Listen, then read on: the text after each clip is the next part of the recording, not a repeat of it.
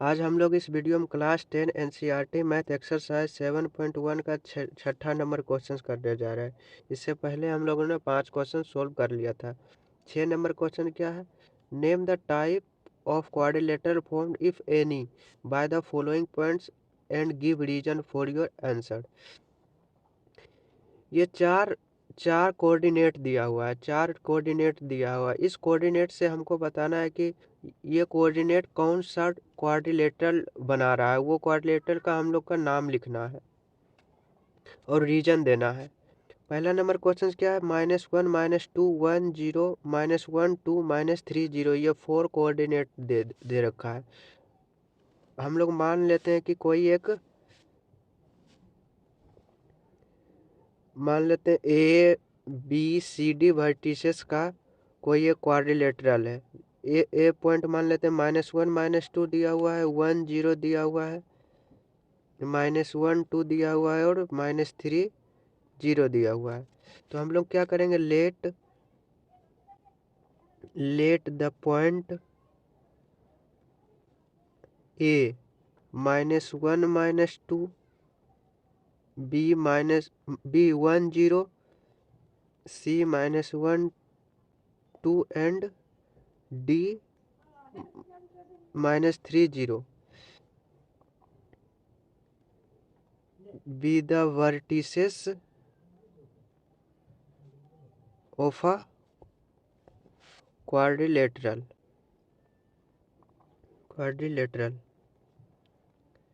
ABCD। तो हम लोग क्या करेंगे? पहले ये क्वाड्रिलेटरल के चारों साइड निकालेंगे, उसके बाद बिकर निकालेंगे। उसके अनुसार हम कह पाएंगे कि ये क्वाड्रिलेटरल कौन सा टाइप का है। तो देखो, ए बी साइड क्या होगा? डिस्टेंस फार्मूला हम लोग जानते हैं, √x2 - x1 1 -(-1) का whole square plus y2 - y1 तो 0 -(-2) का whole square equal to √1 1 + 1 minus plus तो 1 + 1 2 2 का स्क्वायर 4 प्लस 0 माइनस प्लस 0 + 2 0 में 2 ऐड करेंगे तो क्या होगा? 2 2 का स्क्वायर 4। तो √8 ए बी साइड का लेंथ कितना है? √8। और बी सी साइड का लेंथ क्या होगा? निकालेंगे डिस्टेंस फार्मूला से √x2 - x1 तो -1 का होल स्क्वायर प्लस 2 -0 का होल स्क्वायर इक्वल टू √-1 -2 का स्क्वायर 4। 2 में अगर 0 सेपरेट करेंगे तो 2 होगा, 2 का स्क्वायर 4 √8। बी सी का लेंथ भी √8 है। ए भी निकालेंगे, बी से निकालेंगे। अब सी डी निकालते हैं। सी डी इक्वल टू क्या होगा? √CD तो x2 - x1 तो -3 -(-1) का whole square plus y2 - y1 तो 0 -(-2) का whole square equal to -3 plus 1 तो -3 + 1 -2 का स्क्वायर 4 प्लस 0 -(-2) का स्क्वायर 4 तो √8। अब डी ए निकाल लेते हैं। डी ए इक्वल टू क्या होगा? √x2 - 1 -(-3) का whole square plus y2 - y1 तो -2 -0 का होल स्क्वायर √-1 + 3 क्या होगा? 2 2 का स्क्वायर 4 -2 -0 तो -2 का स्क्वायर 4 √8। चारों साइड इक्वल है। जब चारों साइड इक्वल है तो दो तरह का क्वाड्रिलेटरल हो सकता है। कौन? एक रोम्बस या फिर स्क्वायर। यदि दोनों डायगोनल्स बराबर हो गया, यदि दोनों डायगोनल्स ये जो ए सी और बी डी है, ये दोनों डायगोनल्स बराबर हो गया तो हम लोग कह देंगे ये स्क्वायर है। यदि दोनों डायगोनल्स बराबर नहीं होगा तो हम लोग कह देंगे इसको रोम्बस है। ए सी इक्वल टू क्या होगा? x2 - x1 तो -1 -(-1) का whole square plus y2 - y1 तो 2 -(-2) का होल स्क्वायर तो -1 प्लस 1 0 0 का स्क्वायर 0 4 का स्क्वायर 16 तो तो अंडर रूट 16 16 का स्क्वायर रूट 4। अब दूसरा डायगोनल क्या है, बी डी इक्वल टू क्या होगा, -3 -1 का whole square, -3 -1 x2 -x1 plus y2 -y1 तो 0 -0 का होल स्क्वायर, तो -3 -1 -4 का स्क्वायर 16 और 0 का स्क्वायर तो +0 हो जाएगा। तो अंडर रूट 16 इक्वल टू 4। हमारे पास ये चारों साइड्स इक्वल हो गया और दोनों डायगोनल्स इक्वल हो गया। क्या है साइड्स, क्या है, A B equal to B C equal to C D equal to D A, ये चारों साइड्स इक्वल, और A C equal to B D, दोनों डायगोनल्स इक्वल। तो चारों साइड इक्वल और दोनों डायगोनल इक्वल्स हो जाए तो वो कौन सा क्वाड्रिलेटरल होगा, वो स्क्वायर होता है। तो लिख देंगे अंतिम में, आप इसके नीचे लिख सकते हो, hence quadrilateral A B C D is a square. अब दूसरा नंबर क्वेश्चन क्या है, दूसरा नंबर है -3 5 3 1 0 3 एंड -1 -4।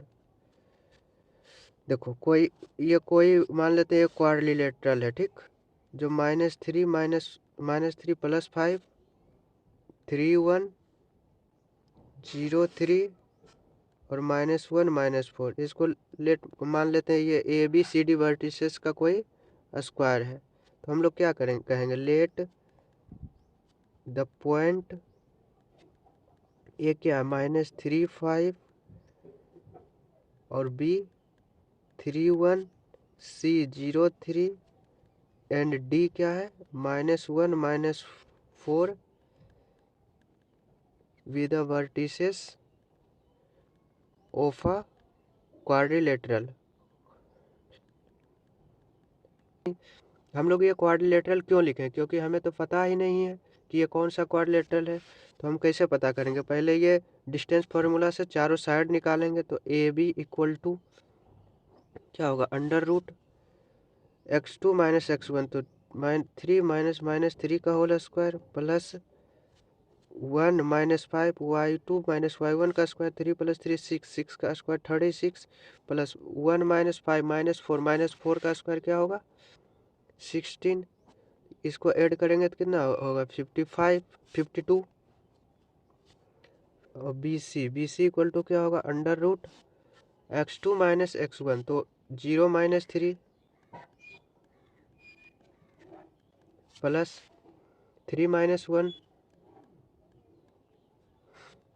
अंडर रूट क्या होगा 0 -3 3 का स्क्वायर 9 प्लस 3 -1 2 2 का square 4 under root 13। C D equal to क्या होगा, under root A B C, ये डी है ना, सी डी, तो सी डी क्या होगा x2 -1 -0 का होल स्क्वायर प्लस -4 -3 का होल स्क्वायर अंडर रूट, तो -1 -0 -1 1 का होल स्क्वायर 1 प्लस -4 -3 -7 7 का स्क्वायर 49 तो अंडर रूट 50। अब सी डी निकाल लिया। अब एक चौथा साइड कौन सा है, डी ए, ये डी ए, तो डी ए इक्वल टू क्या हो जाएगा, अंडर रूट x2 -x1 तो -3 -1 का होल स्क्वायर प्लस और 5 -4 का होल स्क्वायर -3 + 1 -3 + 2 2 का स्क्वायर 4 5 -+4 9 81 तो अंडर रूट 85। तो ये कौन सा क्वाड्रिलेटरल होगा, ये चारों साइड अलग अलग है। यदि ये आमने सामने की साइड्स, यदि अपोजिट साइड दोनों इक्वल होता तो हम मान सकते थे कि एक पैरेललोग्राम या फिर रेक्टेंगल हो, चारों साइड इक्वल होगा। यदि चारों साइड इक्वल होता तो हम यह भी मान सकते थे कि यदि चारों साइड इक्वल है तो स्क्वायर या रोम्बस होगा। लेकिन चारों साइड इसका डिफरेंट है, जब चारों साइड डिफरेंट है तो हम कह देंगे ये नो नो क्वाड्रिलेटरल, ये कोई क्वाड्रिलेटरल, ये जो ए बी सी डी जो वर्टिसेस है क्वाड्रिलेटरल का, जो A B C D point है, वो कोई भी क्वाड्रिलेटरल फॉर्म नहीं कर रहा है। तीसरा नंबर क्वेश्चन क्या है? 4 5 7 6 4 3 1 2। Let the point A 4 5, B 7 6, C 4 3 and D 1 2 be the vertices of a quadrilateral। तो हम लोग कोई एक क्वाड्रिलेटरल मान लिए, कोई एक क्वाड्रिलेटरल मान लिए, ये भी सी डी है, इसका वर्टिसेस कौन कौन है? 4 5 7 6 4 3 और 1 2। तो हम लोग इस क्वाड्रिलेटरल का साइड निकालते हैं, तो ए बी इक्वल टू क्या हो जाएगा? अंडर रूट क्या होगा? x2 माइनस x1 7 माइनस 4 का होल स्क्वायर प्लस 6 माइनस 5 का whole square, y2 minus y1 होता है। तो 7 माइनस 4 3 का होल स्क्वायर 9 प्लस 6 माइनस 5 1 का whole square 1, under root 10। Side B C क्या हो जाएगा? Under root B C x2 minus x1 4 minus 7 का whole square plus y2 minus y1 3 minus 6 का होल स्क्वायर 4 माइनस 7 माइनस 3 का whole square 9 3 minus 7 minus 3 का whole square 9 under root 18। Side C D क्या होगा? C D equal to under root x2 minus x1, तो 1 minus 4 plus 2 minus 3 का whole square, तो ये क्या होगा? 1 माइनस 4 3 का होल स्क्वायर 9 2 माइनस 3 माइनस 1 का होल स्क्वायर 1, तो under root 10। Side D A क्या होगा? अंडर रूट डी ए, तो 4 माइनस 1 x2 माइनस x1 का होल स्क्वायर प्लस 5 माइनस 2 का होल स्क्वायर, तो 4 माइनस 1 3 का होल स्क्वायर 9 5 माइनस 2 3 का स्क्वायर 9, तो अंडर रूट 18। ये जो चारों साइड है, चारों साइड में क्या आमने सामने की साइड यानी अपोजिट साइड क्या है? इक्वल है। अपोजिट साइड इक्वल किस में होता है? या फिर पैरेललोग्राम में होता है या रेक्टेंगल में होता है। यदि इसका डायगोनल्स इक्वल हो गया तो हम कह देंगे कि ये रेक्टेंगल है। यदि और ये इसका डायगोनल इक्वल नहीं हुआ तो हम कह देंगे पैरेललोग्राम है। तो diagonal A C equal to क्या होगा? अंडर रूट 4 माइनस 4 का होल स्क्वायर प्लस 3 माइनस 5 का होल स्क्वायर। 4 माइनस 4 0 का होल स्क्वायर 0 प्लस 3 माइनस 5 2 का होल स्क्वायर 4, तो अंडर रूट 4 का स्क्वायर रूट 2। और B D equal to under root 1 minus 7 x2 minus x1 का whole square plus 2 minus 6 y2 minus y1 का whole square equal to under root 1 minus 7 minus 6 का whole square 36 2 minus 6 minus 4 का whole square 16, तो 36 plus 16 कितना होता है? 52 under root 52।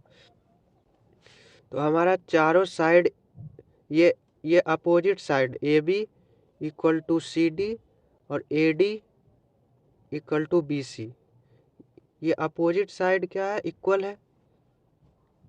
और diagonal A C is not equal to B D. जब आमने सामने की साइड इक्वल और डायगोनल दोनों इक्वल ना हो तो वो क्वाड्रिलेटरल कौन सा क्वाड्रिलेटरल कहलाता है? पैरेललोग्राम। तो A B C D is a parallelogram.